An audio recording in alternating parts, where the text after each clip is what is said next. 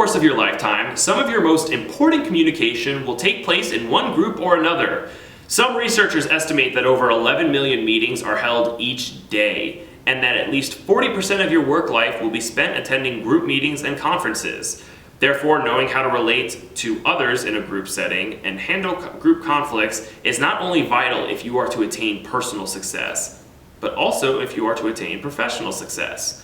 We experience conflict every day in our relationships with our friends, significant others, or even with colleagues on the job.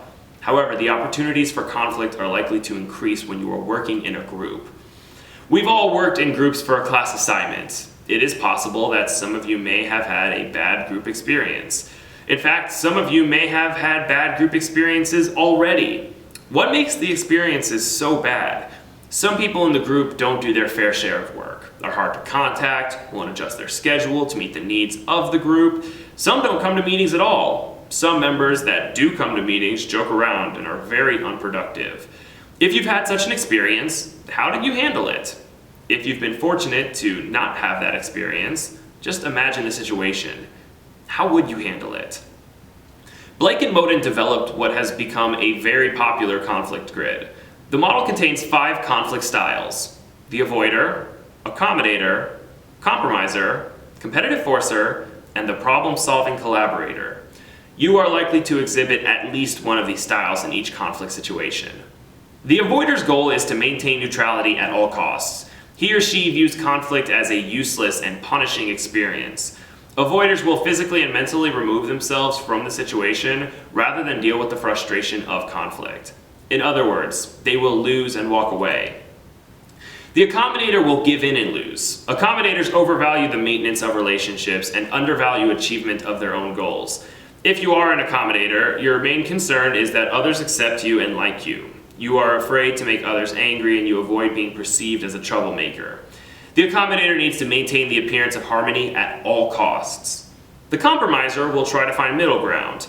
As the name suggests, the guiding principle is compromise. The compromiser's goal is for everyone in a conflict to gain something. The competitive forcer feels that attaining personal goals is far more important than the concern for other people. Competitive forcers have an overwhelming need to win and dominate others. You've all probably encountered a competitive forcer.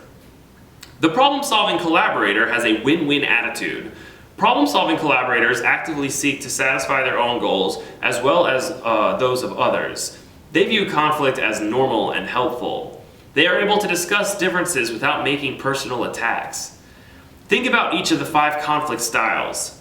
Which style would be the best conflict style? Most agree that the problem-solving collaborator is the best style to have if you are engaged in conflict. Think about it. The problem-solving collaborator has a win-win attitude. They not only want to satisfy their own goals, they want to help you reach your goals as well. To them, conflict is acceptable. It's normal, it's helpful. Problem-solving collaborators are able to talk about the problem at hand without attacking you. Effective communication during conflict is essential. With the amount of group experiences you will have in your professional career, use the time now to polish your skills and learn from your experiences. Conflict is everywhere. When you find yourself in a conflict, remember Blake and Moten's 5 conflict styles. Thank you for your participation and good luck in Com 110 this semester.